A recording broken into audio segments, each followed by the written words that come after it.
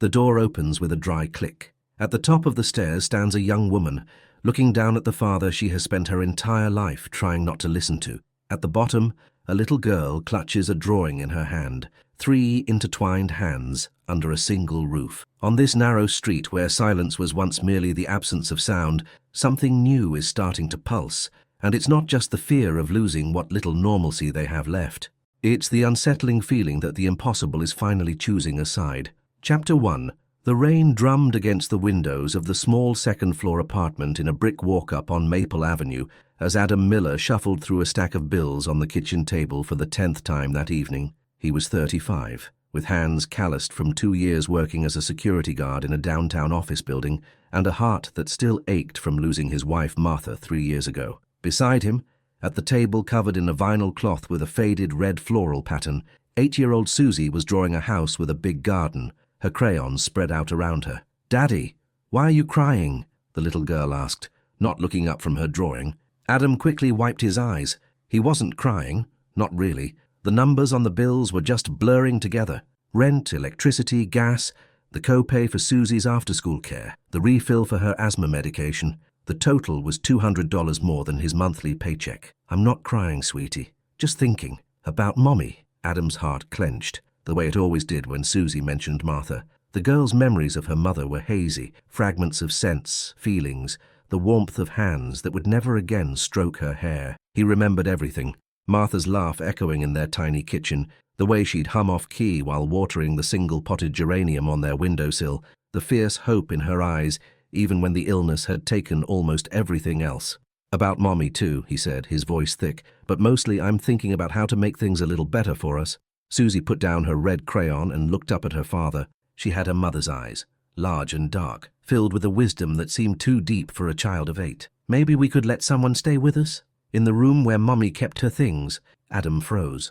Martha's room. For 3 years, he hadn't let anyone go in there. He'd kept it exactly as it was on the day she passed. Her dresses still hung in the closet, a faint scent of her lavender perfume clinging to the fabric. Her books were on the shelf, a well-worn copy of To Kill a Mockingbird on top, a framed photo of the 3 of them, taken on a rare sunny day at North Avenue Beach, sat on the dresser. It was a shrine, a quiet memorial to a life cut short, and the thought of disturbing it felt like a betrayal. "Susie," he started, but she cut him off. "Daddy, I know Mommy would want someone to live there. She always said a home is meant for sharing." His 8-year-old's words hit him harder than all the overdue notices combined. Maybe the kid was right. Maybe this was the sign he'd been waiting for, a nudge from a world he'd stopped expecting kindness from. The next morning, fighting a wave of nausea, Adam pinned a small handwritten index card to the bulletin board at the community college a few blocks away. "Room for rent, quiet student preferred, clean, safe building near the L train, $800 month, utilities included. Call Adam, 773-5555-0182. 3 days later, on a Wednesday evening while Susie was struggling with her multiplication tables, the doorbell buzzed. Adam opened the door and stood, speechless. The woman in the hallway was so beautiful, it momentarily erased every worry from his mind. Her hair was the color of honey, falling in natural waves around a delicate face. Her eyes were as blue as a summer sky, but deep within them Adam saw a flicker of something that unsettled him, a sadness she was trying very hard to conceal. "Hello, I called about the room," she said, her voice like soft music. "I'm Rachel. Adam, please come in." As she stepped over the threshold, Adam noticed her clothes.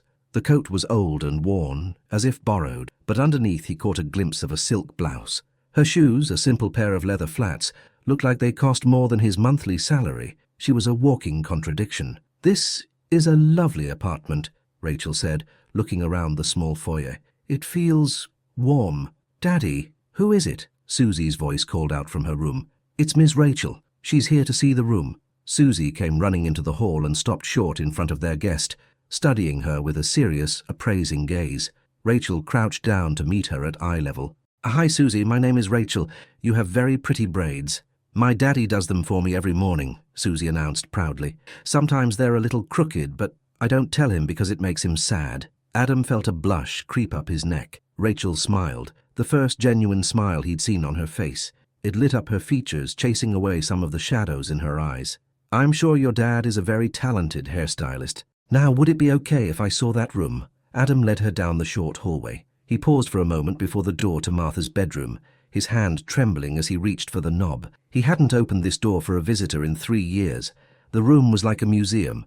Everything was in its place, but a fine layer of dust coated every surface, a silent testament to the passage of time. Rachel entered cautiously, as if sensing she was on sacred ground. She ran a finger over the oak dresser, her touch gentle. "This was my wife's room," Adam said quietly, his voice catching. "She passed away 3 years ago. I'm so sorry. You don't have to—" "I do," he interrupted, surprising himself with his own conviction. "Susie's right. Martha would have wanted someone to live here. She would have hated all this quiet." Rachel walked over to the window. The view looked out over a small shared courtyard where an old oak tree stood, its branches bare against the grey Chicago sky. A few brave crocuses were pushing their way through the cold soil below. "It's peaceful here," she said. "How much did you say you wanted for the rent?" $800 a month, utilities included." Rachel nodded. She reached into her purse and pulled out a thick envelope of cash. "Could I pay for the first 3 months up front?" Adam stared at the money. $2,400. It was more cash than he'd held in his hands at one time since before Martha got sick. It was a lifeline. "Where did you get so much cash?" he asked, suspicion mingling with his relief. I do freelance work, a lot of different projects." Something in her voice didn't ring true, a slight hesitation that betrayed her words. But Adam was too tired and too desperate to press the issue. He needed this. They needed this. "All right, you can move in whenever you'd like." The next day, Rachel arrived with a single suitcase and a tote bag filled with books. As Adam helped her carry her things up the stairs, Susie ran to them, holding a piece of drawing paper. "This is for you," the little girl said, handing it to Rachel. "It's our house with you in it." The drawing showed 3 figures holding hands in front of a red brick building.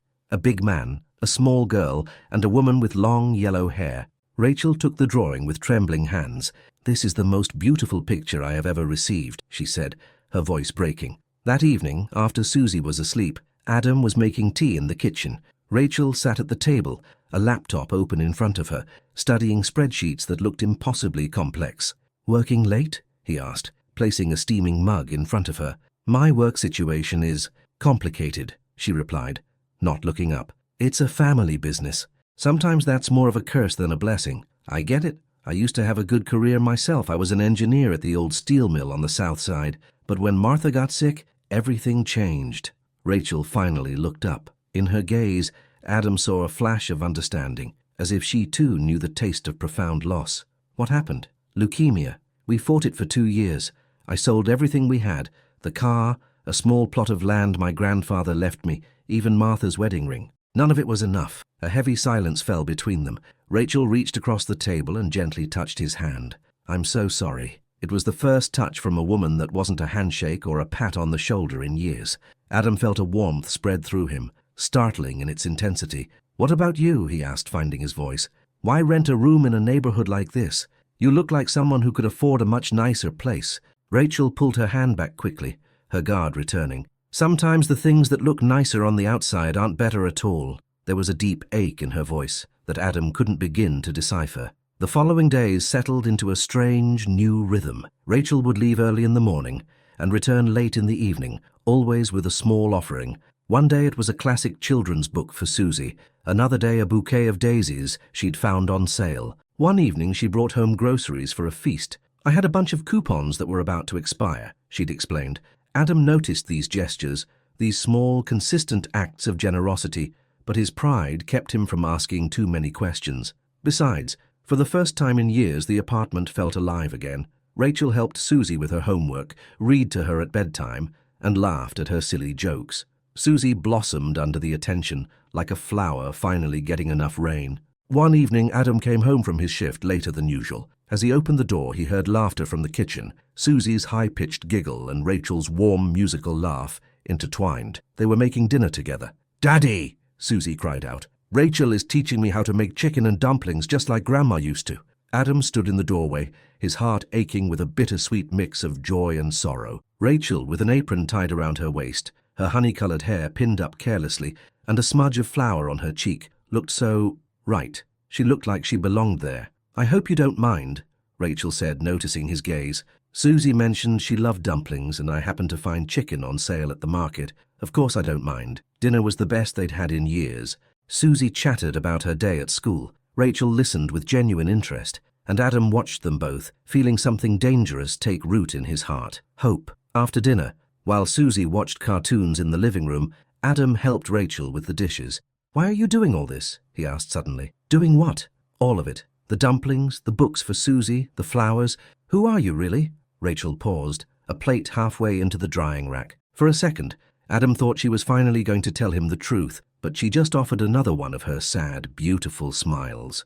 "I'm just someone who lived for too long in a place that never felt like home," she said. "And now, for the first time in years, I feel like I've finally found it." That night, lying in bed, Adam thought about Rachel. He thought about the sound of her laughter, the gentle way she touched his hand, the light in her eyes when Susie had said she wished Rachel could stay with them forever. But Adam had lived long enough to know that good things didn't last, especially not for a guy like him, a security guard in a 2-bedroom apartment living with a child and a ghost. Rachel was too good to be true, and sooner or later, the truth was going to come out. He just didn't know that it would be tomorrow, and that it would turn his entire world upside down. Chapter 2. The next morning, Adam was jolted awake by a strange sound from the street below. He peered through the blinds, and his blood ran cold. Parked in front of their building was a sleek black Mercedes S-Class, its windows tinted. The engine was humming, and a man in a dark suit sat behind the wheel, surveying the neighborhood like a lion on the savannah. "Daddy, someone's here for Rachel," Susie said, running into his room in her pink unicorn pajamas. "I heard someone knocking on her door." Adam threw on a robe and stepped into the hallway. He could hear muffled voices coming from Rachel's room. A man's voice, sharp and imperious, and Rachel's pleading. "You can't keep doing this, Rachel. This isn't a game. You have responsibilities. I just need a little more time. Time's up. You're getting in that car and we're going home." Adam knocked gently on the door. "Rachel, is everything okay in there?" The voices stopped. A moment later, the door opened. Rachel stood there, tears glistening in her eyes, next to a man in his late 50s. He was impeccably dressed in a tailored suit, his face a mask of irritation and impatience. "Mr. Miller," Rachel said, her voice trembling. This is my father." The man looked Adam up and down, his gaze lingering on the worn robe and sleep-tousled hair with undisguised contempt. "Richard Morgan," he announced, not offering a hand. "CEO of Morgan Holdings, and you're your security guard?" Adam felt a hot flush of anger and shame. The man's tone, the dismissive way he spoke. "Yes, I'm a security guard, and I'm renting a room to your daughter. That arrangement ends today," Richard Morgan said flatly. "Rachel, get your things. We have a board meeting at 9. "Dad, please." "No more of this please nonsense. You've had your little adventure playing poor. It's time to come back to reality." Susie appeared behind Adam, clutching her worn teddy bear. "Ms. Rachel can't leave," she said quietly. "She promised to help me with my school project about the founding of Chicago." Richard Morgan glanced at the little girl, and his harsh expression softened, but only slightly. "A sweet child," he said in a tone one might use for a pet, "but Rachel has more important things to worry about than school projects." In that moment, something inside Adam snapped. "More important things," he repeated, his voice low and dangerous. "Than helping an 8-year-old girl? Than being part of a family?" Richard Morgan offered a cold, humorless smile. "Family? Mr. Miller, don't be naive. My daughter is the heir apparent to a $2 billion corporation. She doesn't have time to play house." Rachel looked like she wanted the floor to swallow her whole. "Dad, stop it." "I won't stop. In 2 weeks, Rachel is scheduled to become the Executive Vice President of Development. She has a $100 million contract with German investors to sign. Do you honestly think she can just abandon that for—" He gestured around the modest apartment. "For this?" Adam felt the ground shift beneath his feet. Rachel Morgan, daughter of one of the richest men in the country, a woman who could buy his entire building without even noticing the expense. "Rachel," he said softly, turning to her. "Is this true?" She looked at him, her eyes filled with desperation. "Adam, I can explain everything." "There's nothing to explain," Richard Morgan cut in. "Rachel, let's end this farce. Now." But then, something unexpected happened. Susie walked right up to Rachel and took her hand. "Ms. Rachel," she asked in her small, clear voice, "does being rich mean you can't be nice?" Rachel knelt in front of the little girl, tears now streaming down her cheeks. "No, honey, it doesn't mean that at all." "Then why does that man say you can't live with us anymore?" Richard Morgan stared at the scene, a flicker of confusion on his face. In his world, everything had a price and a place. But here was his daughter, the future of his empire, breaking down over the words of a security guard's child. "Susie," Adam said gently, "go to your room, please. The grown-ups need to talk." When the girl had gone, Adam turned his gaze back to Rachel. How much of what you told me was the truth? That I was happy here, that was the truth. That this feels more like home than any place I've ever known. That's the truth. That I've come to love you. And Susie. Rachel! Her father's voice was like a whip crack, but she wasn't listening to him. Her eyes were locked on Adam's. That is all true. The only thing I hid was my name. But that name on paper, that isn't who I really am. And who are you really? Adam asked, his voice raw. I'm a woman who spent her whole life in a gilded cage, who never had a real friend because they all just wanted my money, who was never loved for who I am, only for what I could give them. Richard Morgan sighed dramatically. Rachel, stop this melodrama. This is the real world. You have obligations, people who are counting on you. What people? Rachel shot back, her voice rising. The board of directors, who only care about the stock price? The investors, who only see my last name? Or are you talking about yourself, Dad? About how much you're counting on me to be another perfect cog in your machine? Adam watched the argument unfold like a spectator at a play. Part of him felt a deep sympathy for Rachel, for the crushing weight of her father's expectations. But another part of him felt utterly deceived. All those sales on groceries, the coupons, the expensive gifts for Susie, so all those things you brought home when he began. I wanted to help, but I knew your pride wouldn't let you accept money from an heiress, so I made up stories. An heiress? Richard Morgan scoffed. Do you really want to know what my daughter is worth, Mr. Miller? Her personal trust fund is valued at over $200 million. She has a penthouse apartment in Lincoln Park worth $8 million, and her shares in the company will likely be worth $5 billion by next year. Adam sank onto the edge of his bed. The numbers were abstract, meaningless. They belonged to another universe. And I'm a security guard who can barely make rent, he said, more to himself than to anyone else. Adam, no, Rachel said, sitting beside him, her hand on his arm. That doesn't matter. Of course it matters, Richard Morgan boomed. Rachel, do you seriously believe you can live in this? He scanned the small room. This rabbit hutch. What can he possibly give you that you need? What is it that I need, Dad? Rachel asked, her voice quiet but firm. Security, stability, a future. I have everything I need right here. Just then a small cough came from Susie's room. It was followed by a louder, more ragged one. Adam shot to his feet. Asthma attack, he said to Rachel, already running toward his daughter's room. Susie was sitting up in bed, struggling for breath. A faint blue tinge was already coloring her lips. Where's her inhaler? Rachel asked, right behind him. Kitchen, first cabinet on the left. Rachel sprinted for the medicine, while Adam held his daughter, whispering soothing words.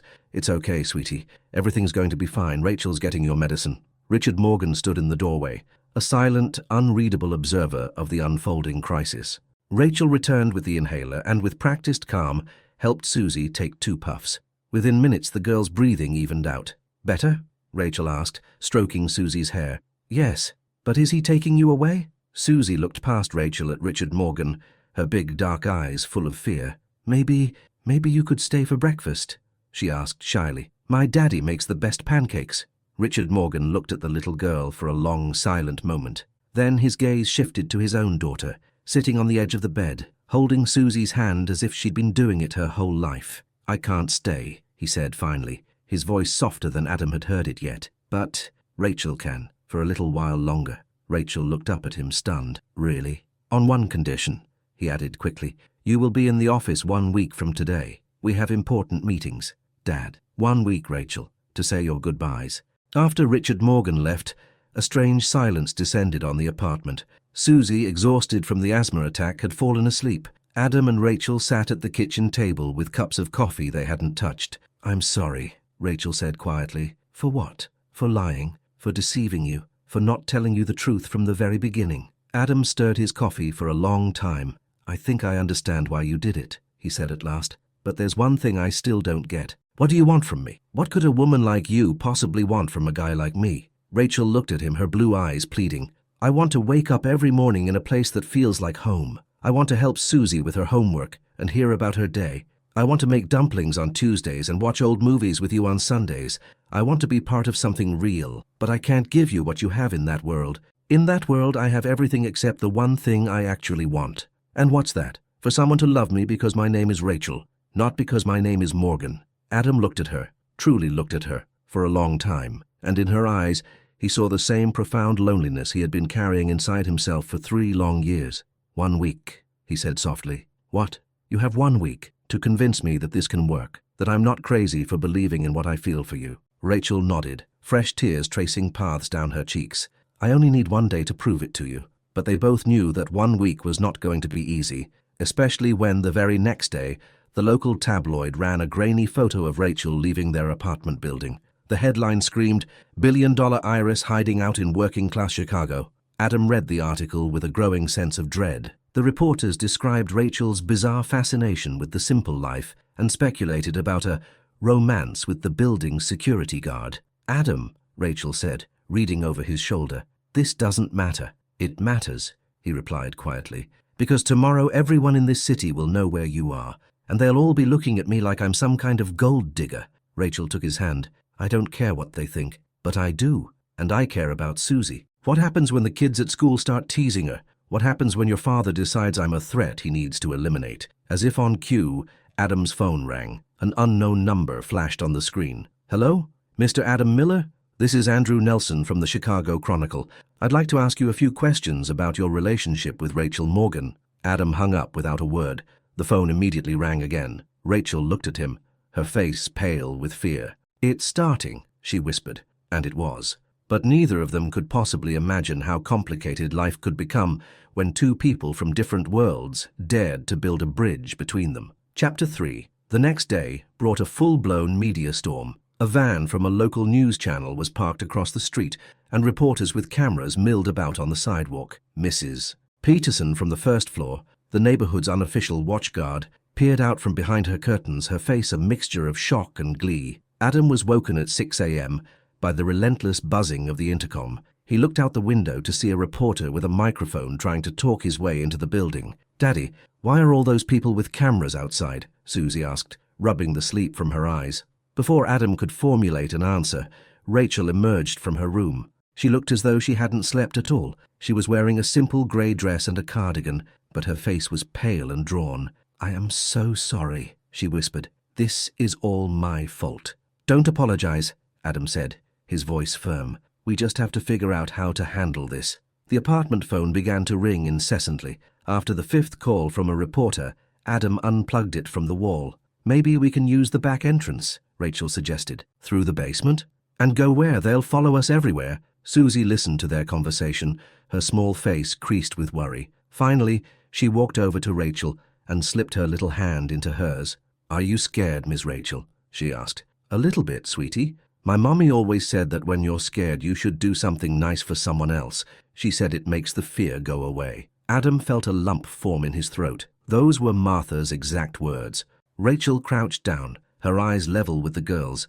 "Your mum was a very wise woman. What nice thing do you think we should do?" Susie thought for a moment. "We could bake a cake for my school. It's my friend Katie's birthday tomorrow, and her mum doesn't have enough money for a real one." Rachel looked up at Adam.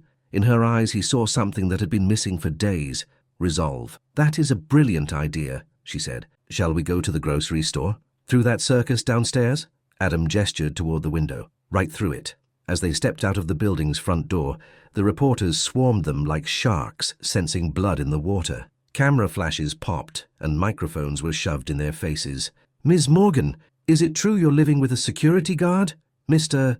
Miller, how much is she paying you for this relationship? Is this love or a business transaction?" Adam felt his face burn with humiliation. He wanted nothing more than to retreat back into the apartment, to lock the door and hide from the world. But then he felt a small hand tighten its grip on his. Susie was holding onto him with all her might, her other hand firmly in Rachel's. "Don't listen to them, Daddy," she said, her voice surprisingly steady. "We're just going to buy flour for the cake." Rachel smiled down at Susie, then looked directly into the lens of the nearest camera. "Yes, I live here, and yes, I'm happy. Now, if you'll excuse us, we have very important business to attend to." At the corner market, everyone stared. Janine, the woman who ran the checkout, eyed Rachel with a mix of fascination and suspicion. "So she's the rich one, huh?" she asked under her breath as Adam paid for the groceries. "Her name is Rachel," Susie piped up from beside him. "She makes the best chicken and dumplings in the world, and she reads me the most beautiful stories." Janine looked from the little girl to Rachel, who offered a shy, uncertain smile. "Well, God willing, true love can happen to anyone," the cashier finally said, her tone softening. "But you just make sure it's honest. No funny business. On their way back to the apartment, one of the more persistent reporters ran up to them. "Ms. Morgan, does your father approve of this relationship?" Rachel stopped and faced him. "My father wants me to be happy, and I'm happy here. But the class difference—" "The only difference between people," Rachel interrupted, her voice clear and strong, "is how well they know how to love." Adam looked at her with a sense of awe. This woman, who could have anything she wanted in the world, was standing on a cracked Chicago sidewalk, defending their fragile connection to a pack of strangers.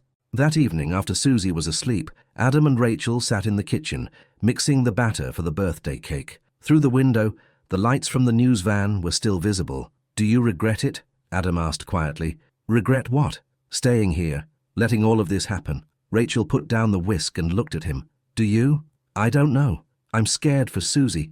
I'm scared all of this is going to hurt her. Susie is the strongest person I know. She's 8 years old, Rachel, and she has more wisdom than most of the adults I've met." Adam sighed, running a hand through his hair. Rachel moved from her chair and stood beside him. "Adam, look at me." He lifted his gaze. She was standing so close he could smell the faint floral scent of her perfume. "I'm going to tell you something I've never told anyone," she said, her voice low. "When I was 8, just like Susie, my mother took me to a homeless shelter to volunteer. We were serving soup. I remember one man who looked so sad, and I asked my mum why. She told me it was because he had forgotten what it felt like to be loved." Adam listened, captivated. "For the next 20 years, I lived in a world where everyone loved me for my name, for my money, for what I could give them, and little by little I started to forget what it felt like to be loved just for being me." She knelt beside his chair, her blue eyes searching his. "Until I came here. And for the first time since my mother died, I felt like someone saw me, Rachel, not Morgan Holdings." Adam saw tears welling in her eyes. "Rachel, don't say anything. Just let me be here. Let me love you and Susie. Let me be a part of something real." He reached out and gently cupped her cheek. Her skin was warm, soft, real. "I love you too," he whispered. "But I don't know if that's enough." "It might not be enough to fight the whole world," she said. "But it's enough for the three of us." They kissed for the first time that night, in a kitchen that smelled of chocolate cake and hope. It was a gentle, tentative kiss, filled with unspoken promises and fragile dreams. But the next morning, reality came crashing back down. Adam was woken by a loud, official-sounding knock on the door. When he opened it, he found a man in a crisp suit, holding a large envelope. "Adam Miller." "Yes, you've been served." He handed Adam the envelope. "Libel lawsuit." From the law offices of Morgan Holdings. Adam took the papers with numb fingers. The suit was filed by Richard Morgan himself. It accused Adam of manipulating his daughter's emotional vulnerability for financial gain and demanded $1 million in damages. Rachel ran out of her room when she heard the man's voice. "What happened?" Adam wordlessly showed her the document. As she read it, the color drained from her face. "This is impossible. My father promised. He promised you a week. He didn't promise he wouldn't fight." At that exact moment, Rachel's phone rang. The screen displayed a single word. "Father," she answered, her hand shaking. "Rachel, you have 5 minutes to pack a bag and get out of that apartment." "Dad, what have you done? Why are you suing Adam?" "Because that man is exploiting you, and I am prepared to prove it in a court of law." "How is he exploiting me? I'm paying him rent to live in his spare room." "You're paying him rent? How much?" Rachel hesitated. She knew she was paying Adam significantly more than the going rate for a room in that neighborhood. It was her quiet way of helping him without hurting his pride. "That's not the point." "It is precisely the point. Rachel, that man makes maybe $2,000 a month. You are paying him more for a single room than he spends on all his monthly expenses. That is the definition of exploitation." "Dad, that was my decision. A decision made under emotional duress. Rachel, you are coming home, immediately. And if I don't, then I will ruin him. Financially, socially, professionally. I will find a way." Rachel ended the call. Her whole body was trembling. "What did he say?" Adam asked. "He said that if I don't come back, he will destroy you." Adam sank down at the kitchen table. The lawsuit lay in front of him like a death sentence. "Rachel, I don't have money for a lawyer. I can't defend myself against a man like that. We'll figure something out." "What is there to figure out? Your father is right. I'm a security guard, and you're an heiress. This was never going to work." Rachel sat down across from him. "Adam, you can't give up." "I'm not giving up. I'm being a realist. Your father can ruin me with a single phone call. He can make me lose my job, this apartment. And what would happen to Susie then?" As if summoned, Susie wandered into the kitchen in her pajamas. "Why is everyone so sad?" she asked. Adam and Rachel exchanged a look of despair. How could you explain to an 8-year-old that the adult world didn't always have room for love? Sweetie, Adam began gently, Rachel might have to go back to her own home. Why? She lives here. This is her home. It's complicated. It's not complicated, Susie cried. We love Rachel, and Rachel loves us. Why can't it be simple? Tears welled in the little girl's eyes. Rachel scooped her up into her arms. Honey, sometimes grown-ups have problems that kids can't understand. But I do understand, Susie insisted. That mean man doesn't want you to be happy with us. It's not fair. Adam watched his daughter, feeling his heart break. Susie had already lost one mother. Was she about to lose another? Susie, he said softly, sometimes life isn't fair. We just have to accept it. No, she shouted. We won't accept it.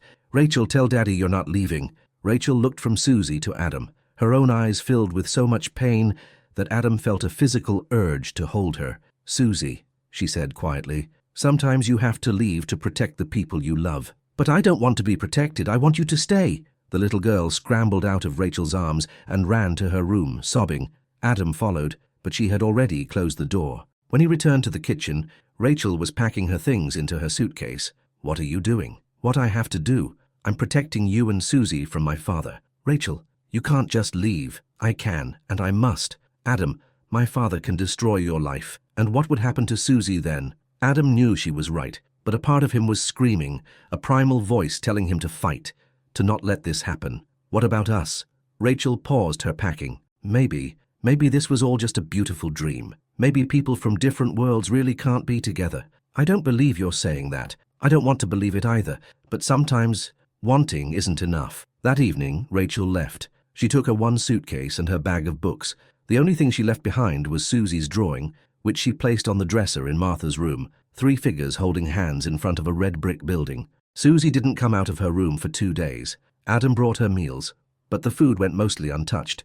Daddy, she finally said on the 3rd day, her voice small, if you love someone really, really hard, do you think they can feel it, even from far away? I think so, sweetie. Then maybe Rachel will feel how much we love her and she'll come back. Adam hugged his daughter tightly, but he didn't answer. Because he no longer knew if love was strong enough to conquer a world built on power and money. He didn't know it yet, but the real fight was just beginning. Chapter 4. The week without Rachel stretched into an eternity. Adam went to work on autopilot, his movements mechanical. Susie spoke less and less, and the apartment, once filled with laughter, now felt cavernous and empty. The spare room was vacant again, but this time Adam couldn't bring himself to close the door. On the 8th day after Rachel's departure, Adam came home from his shift to find a well-dressed man in his late 40s waiting outside his apartment door. This wasn't Richard Morgan. This man had kind eyes and a calm, reassuring smile. Mr. Adam Miller. Yes.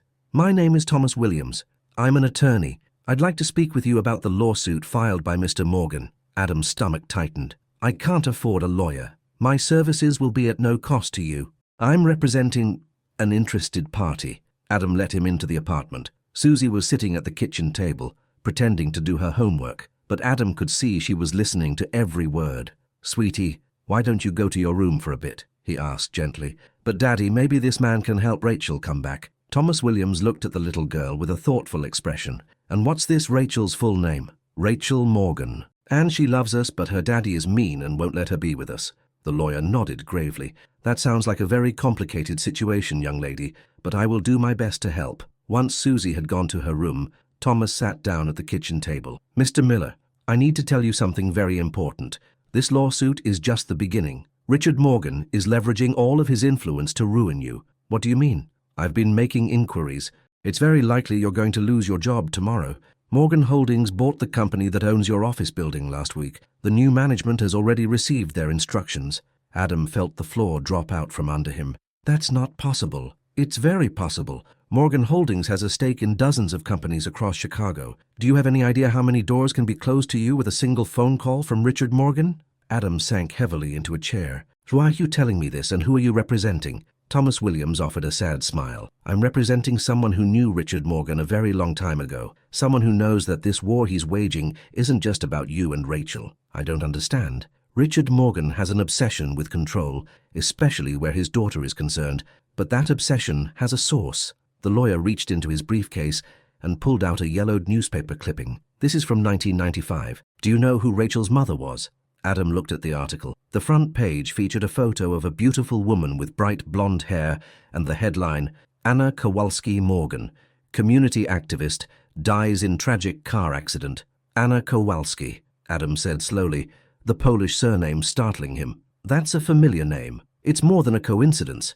Anna was the daughter of a steelworker from the South Side. She met Richard Morgan when she was a sociology student at the University of Chicago. Much like you, she came from a very humble background. Adam read the article with growing astonishment.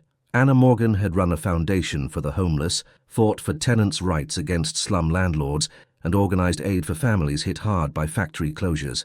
Richard was a different man back then, Thomas continued, a young, hungry entrepreneur who also came from a working-class family. He and Anna wanted to change the world. Together. What happened? Anna died when Rachel was 6, a car accident on her way to a shelter, where she was organizing a Christmas Eve dinner for the residents. After her death, Richard closed himself off. He stopped trusting people. Everything he did from that day forward was about protecting Rachel from the world that had taken his wife from him. Adam stared at the photo of Anna Morgan. The resemblance to Rachel was uncanny. But why are you telling me all this? Because this lawsuit isn't about money. It's about the past. Richard looks at you and sees a ghost. He sees his daughter falling in love with a man from a simple, honest background, and it reminds him of Anna, and he's terrified. Terrified of what? That history will repeat itself, that he'll lose Rachel too. At that moment, Adam's phone rang. The screen displayed Richard Morgan's name. Should I answer? Adam asked Thomas. The lawyer nodded, and Adam put the call on speaker. Mr. Miller, Richard's voice was cold and clipped.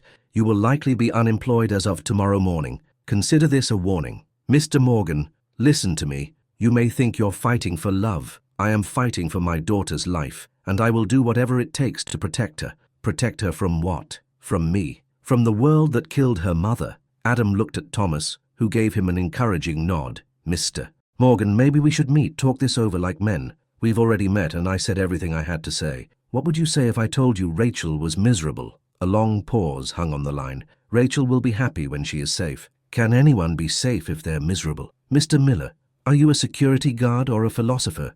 I'm a father, just like you, and I know that the only way a child is ever truly safe is when they know they are loved. Another silence.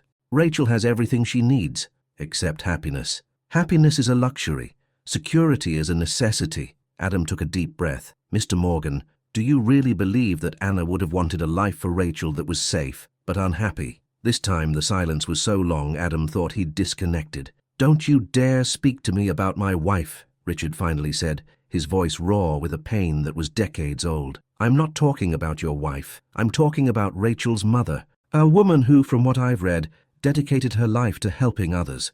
Would a woman like that want her daughter to live in a cage? It's not a cage. It's protection. From what? From a world that killed her.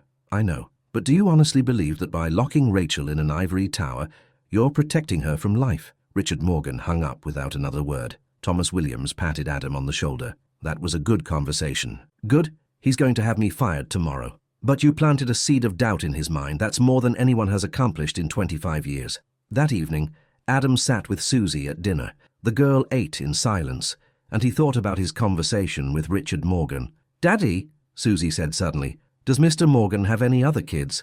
No, sweetie, just his daughter, Rachel. And does he love her? I think he does, in his own way. Then why won't he let her be happy? Adam looked at his daughter. Children had a way of cutting through the noise and asking the most important questions.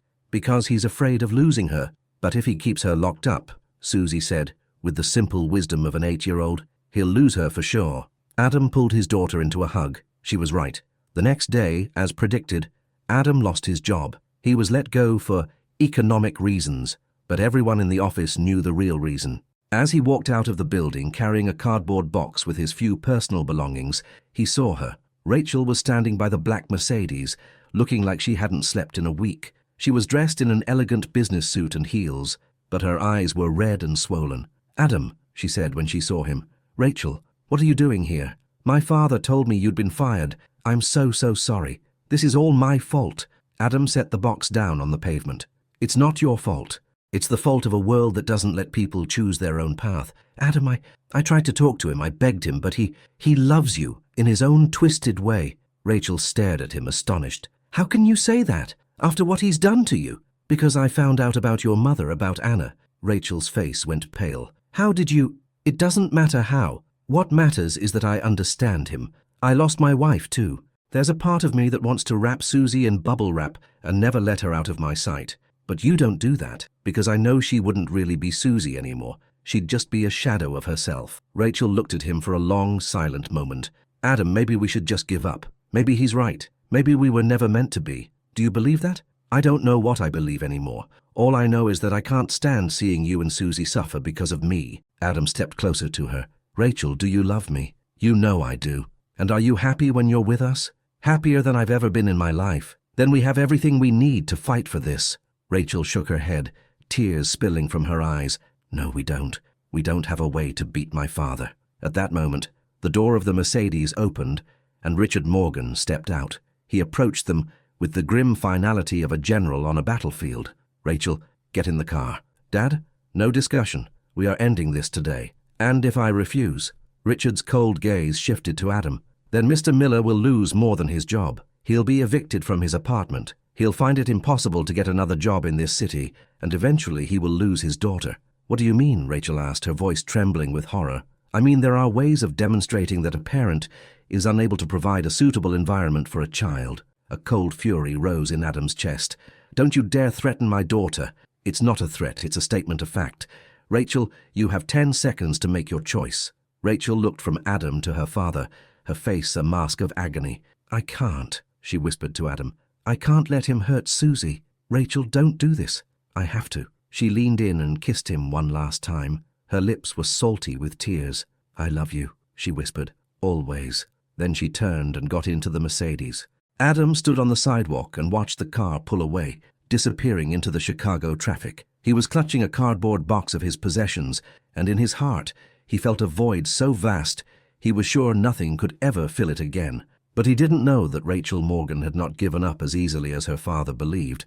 The war was just getting started. Chapter 5. 2 weeks after returning to her father's house, Rachel sat in her old bedroom in the sprawling Lake Forest mansion and felt like a prisoner in her own life. The room was 3 times the size of Adam's entire apartment, filled with priceless antiques and modern art. But she had never felt more alone. Richard Morgan had instituted a new regime.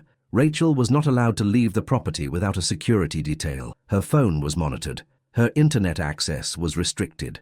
On paper, she was the executive vice president of Morgan Holdings, but in reality, every decision she made had to be approved by her father. How are you settling in? Richard asked, entering her room without knocking. I feel like I'm in a cage, she answered, not looking away from the manicured gardens outside her window. You'll get used to it. You were used to it before. Before, I didn't know what it felt like to be loved. Richard sat on the edge of her 4-poster bed. Rachel, that man, his name is Adam. Adam cannot give you the things I can provide for you. And what is it you provide, Dad? Solitude, a life scripted by you, an arranged marriage to some hedge fund manager who will love my portfolio more than me? I provide you with safety. Rachel finally turned from the window to face him. Dad, was Mom safe? Richard's face hardened. Do not bring your mother into this. Why not? Because she was doing exactly what I want to do now. Loving people from all walks of life, helping those who had less than her. Your mother. My mother fell in love with a steelworker from the South Side and married him, even though her parents disapproved. Sound familiar? Richard stood up abruptly. That was a completely different situation. How was it different?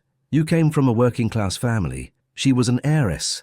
The only difference is that she had the courage to fight for her happiness, and that happiness got her killed. The words hung in the air, sharp and brutal. Richard instantly regretted saying them, but it was too late. Rachel stared at her father, her eyes wide with a new kind of fear. What are you talking about? Richard turned his back to her. Nothing. I've said too much. Dad, what really happened to Mom? You know what happened. A car accident.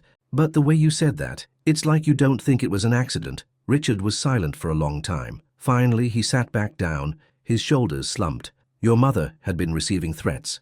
What kind of threats? She was leading a campaign against a group of property developers who were evicting low-income tenants. Some of those men, they were ruthless.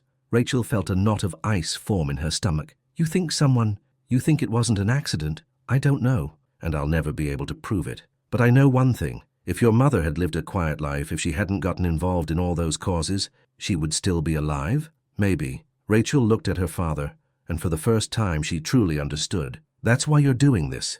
That's why you're keeping me here. You're afraid that if you let me live my own life, the same thing that happened to Mom will happen to me. I have already lost the one person I loved more than life itself, he said, his voice cracking. I will not lose you too. But Dad, I'm already gone. What you're doing isn't protecting me. You're burying me alive. That night, for the first time since returning, Rachel felt a flicker of empathy for her father, but that understanding didn't diminish her resolve. It strengthened it. The next morning, after Richard had left for the office, Rachel made a call to the one person she knew she could trust. Mr. Williams, this is Rachel Morgan. I need your help. I'm listening. I want to start my own foundation, independent of my father's money, and I want its first cause to be helping Adam Miller. That could be very complicated. I have my own money, the trust fund my mother left me. My father can't touch it until I'm 30, but the charter allows me to use it for charitable purposes. Miss Morgan, do you understand the consequences of taking such a public stand against your father? I understand that if I do nothing, I'll die of regret, and Adam and Susie will suffer because I was a coward. At that same moment, on the other side of Chicago, Adam sat at his kitchen table, counting his last few dollars. With no job and bills still piling up, he had maybe a month before they were evicted. Susie was doing her homework beside him. The little girl seemed oblivious to their dire financial situation, or perhaps she was just trying to be brave for him. Daddy, she said suddenly, what if someone wrote a letter to the news? About what, sweetie? About how Rachel is sad, and we're sad, and that mean man won't let us be together. Adam managed a weak smile. It's not that simple, Susie, but maybe someone would help us. Maybe there are good people out there who would want to help. Adam looked at his daughter. She was so small, yet she held on to more hope than he had left. And what would you write in a letter like that? Susie considered the question with great seriousness. I'd write that love is the most important thing, and that when you love someone, it shouldn't matter if you have a lot of money or a little money. And I'd write that Rachel cried when we were making dumplings, because she said it was the first time in her whole life she felt like she was in a real family. A lump formed in Adam's throat. He hadn't known Rachel had cried that day. How do you know she was crying? Because I cry sometimes when I miss Mommy, and Rachel cried the same way, not because she was sad, but because she was happy and full of missing something all at once. That night, long after Susie was asleep, Adam sat down and wrote a letter, not to a television station, but to the local newspaper that often ran stories about the city's residents. To the editor, my name is Adam Miller. I'm 35 years old, an unemployed steelworker, and the single father of an 8-year-old girl. I'm not writing to complain about my situation, but to tell a story about how unfair this world can be. 3 months ago, a woman named Rachel Morgan rented a room in my apartment. I didn't know who she was then. To me, she was just a quiet, lonely woman who needed a place to stay. To my daughter, she became a second mother. Rachel wasn't a tourist in our lives. We built a small, happy life together. But when her father, one of the richest men in this country, found out where she was, he did everything in his power to tear us apart. He filed a lawsuit against me, he had me fired from my job, and he threatened to take my daughter away. Do we really live in a world where the size of your bank account determines who you're allowed to love? Does a difference in zip codes mean two people can't build a life together? I'm not writing this out of bitterness. I'm writing it in the hope that there are still people out there who believe that love should be stronger than money. He mailed the letter the next morning, expecting nothing to come of it. 3 days later, his phone rang. It was a reporter. Mr. Adam Miller, this is Maggie Novak from the Chicago Chronicle. I read your letter. Would you be willing to sit down for an interview? About what? About how money and power are used to destroy love. About whether, in a democracy, the wealthy can dictate the lives of the less fortunate. I think your story is an important one. Adam hesitated. Going public could enrage Richard Morgan even more, but then he thought, what more do I have to lose? All right, but on one condition. What's that? I don't want this to be an attack on Mr. Morgan. I understand he loves his daughter and wants to protect her. The problem isn't just one man. It's a system that gives money that kind of power over people's lives. The interview was published that weekend. Adam read it with a pounding heart. The reporter had written it with empathy and skill, focusing on the larger social issues at play. On Monday morning, he got a call from Thomas Williams. Adam, have you seen the paper? Yes, did I make a mistake? On the contrary, you did something brilliant. That interview has ignited a firestorm of public support. We've received dozens of calls from people who want to help. Help how? Financially? Legally? Through the media? People are outraged by what Richard Morgan is doing, and that's not all. What? Rachel read the article, and she's decided to make her move. What kind of move? She's establishing a foundation. She's calling it the Anna Morgan Foundation, in honor of her mother. And the first case it's going to take on is providing aid to families who have been victimized by the wealthy and powerful. Adam sank into a chair. Rachel, Adam, that woman truly loves you, and she is determined to fight for you. But her father knows about the foundation. He's furious, of course, but Rachel has given him an ultimatum. What ultimatum? Either he lets her live her life or she will go public with everything she knows about the less-than-ethical business practices of Morgan Holdings, and apparently she knows a great deal. Adam felt a dizzying mix of hope and terror. What does this mean for us? It means that in a few days there's going to be a press conference. Rachel is going to officially launch her foundation and explain why she's doing it. The media will be there, industry leaders will be there, and her father will be there. And what am I supposed to do? You are supposed to be there, with Susie, as the foundation's first beneficiaries. Adam's mind reeled. It was a chance, but it was also an incredible risk. What if Richard Morgan tries to shut it all down? Then he will be publicly choosing his company over his daughter, and Rachel will finally know exactly where she stands. That evening, Adam explained everything to Susie. "So Rachel is fighting for us?" the little girl asked, her eyes wide. "Yes, sweetie, she is. Then we have to fight for her, too." "How?" Susie got up from her chair and went to her closet, pulling out a piece of poster board and her crayons. "We'll make a sign for the big meeting so she knows we love her." Adam watched as his 8-year-old daughter carefully lettered in bright colors. "Rachel, we love you, and we want you to be our family." "Susie," he said quietly, "what if this doesn't work?" "Then at least we'll know we tried," she replied, echoing her mother's words once again. "And Mommy always said that the most important thing isn't winning, it's trying your best." Adam hugged his daughter. She was right.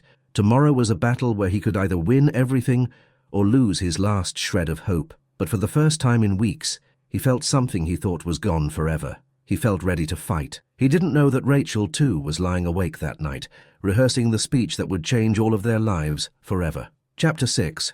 The grand ballroom of the Drake Hotel was buzzing with energy. It was filled with reporters, community activists, and prominent members of Chicago's business community. Adam stood with Susie near the back wall, clutching the sign his daughter had made. Susie was wearing her best dress, the blue one Martha had bought for her last birthday. "Daddy, is Mr. Morgan going to yell at us?" Susie asked, squeezing his hand. "He might, sweetie, but remember we're doing this for Rachel." A podium with a microphone stood on the stage. Thomas Williams came over to them. "Ready?" he asked. "I don't know if anyone can ever be ready for something like this." "Rachel is. I saw her yesterday. I've never seen her more determined." At that moment, Richard Morgan entered the ballroom, flanked by 3 men in dark suits who could only be his lawyers. He looked like a man preparing for war. His eyes scanned the room and landed immediately on Adam. For a long moment they stared at each other across the crowded room. Then, to Adam's surprise, Richard started walking toward them. "Mr. Miller, Mr. Morgan." Richard's gaze fell on Susie, who was hiding behind her father's legs. "This is your daughter?" "Yes." "Susie, say hello." The little girl stepped out from behind her father and, with a courage that amazed Adam, held out her hand. "Hello, Mr. Morgan. I would really like it if you would let Rachel be happy." Richard looked down at the small girl, an unreadable expression on his face. He hesitated for a second, then gently shook her tiny hand. "Hello, Susie, and what makes you so sure Rachel isn't happy?" "Because when people are happy, they smile with their eyes," she said simply, "and Rachel hasn't smiled with her eyes in a very long time." Just then, Rachel appeared on the stage. She wore a simple black dress and no jewelry, except for a plain silver ring that Adam recognized as the one she'd worn when she lived with them. She was beautiful, but she looked fragile, as if a strong wind might blow her away. When her eyes found Adam and Susie in the crowd, a small, genuine smile touched her lips for the first time in what felt like an eternity. "Good morning, everyone," she began, her voice steady as it carried through the ballroom. "My name is Rachel Morgan, and today I want to talk to you about the most important thing in the world." A hush fell over the room.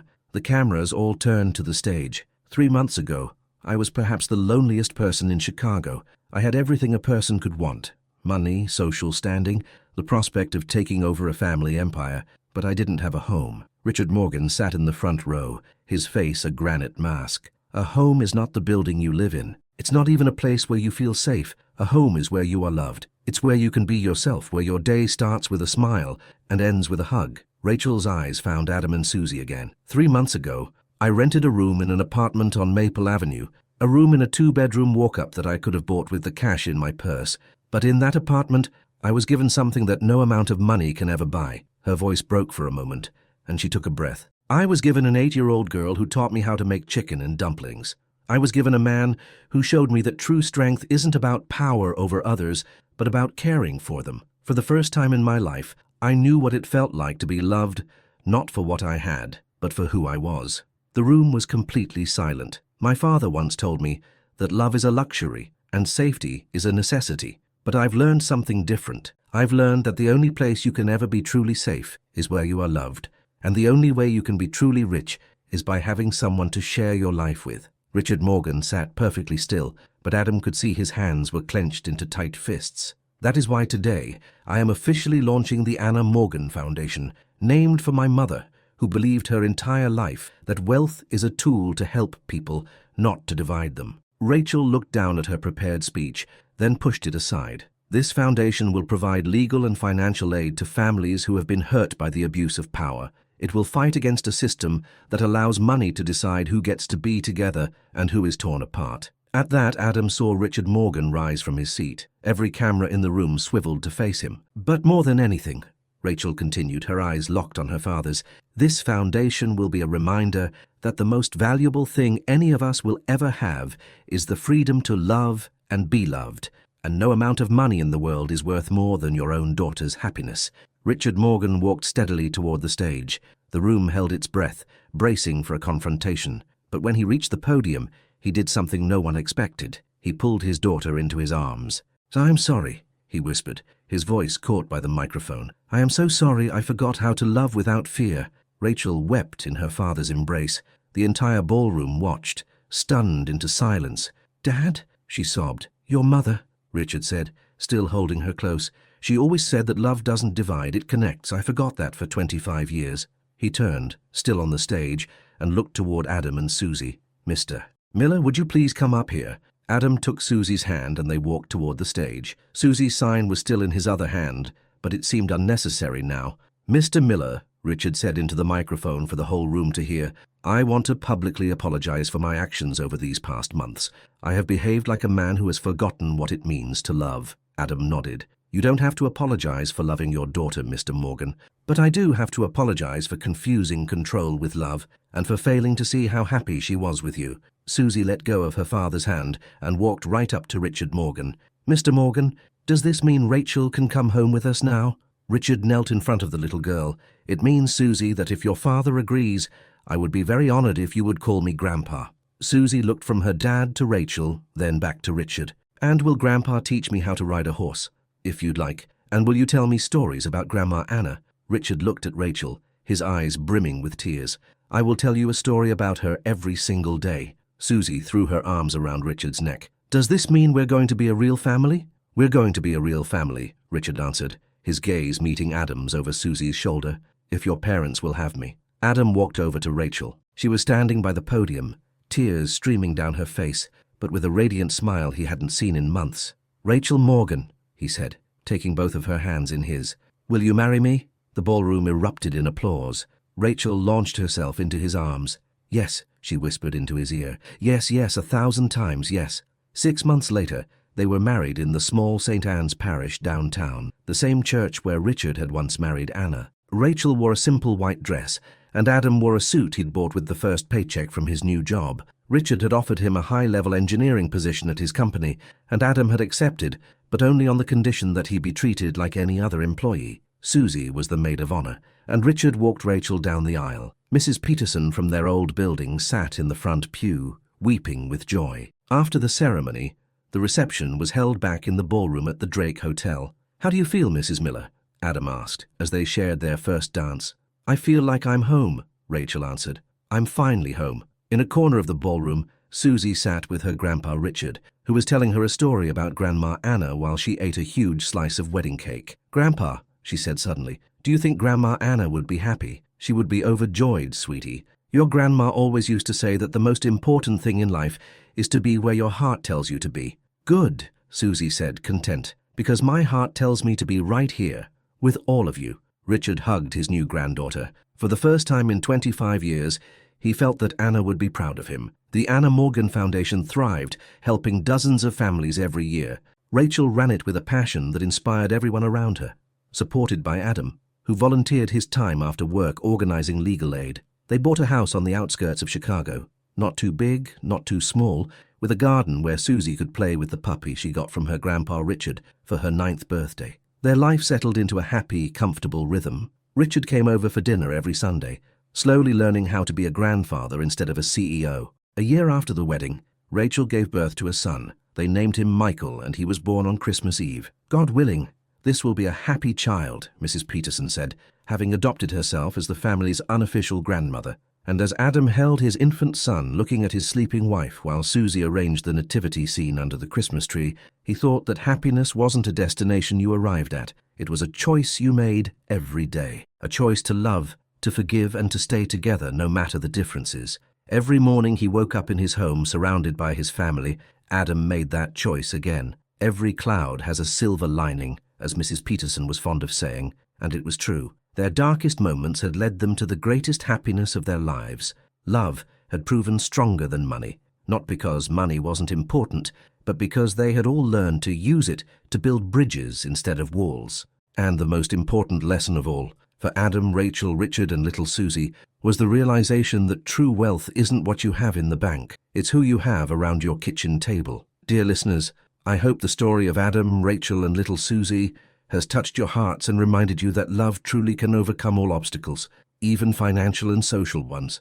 If you want to hear more tales of how ordinary people transform their lives and find happiness in the most unexpected places, I warmly encourage you to subscribe to our channel. Please leave a thumbs up if this story moved you as much as it moved us, and be sure to write in the comments which moment resonated with you the most. Was it Rachel's determination to fight for her love, the wisdom of little Susie, who taught the adults the meaning of family, or perhaps the transformation of Richard, who learned that the best way to protect his daughter was to let her be happy? We bring you true stories every day about the power of the human heart and the simple fact that happiness is waiting for all of us, often where we least expect it. See you in the next story.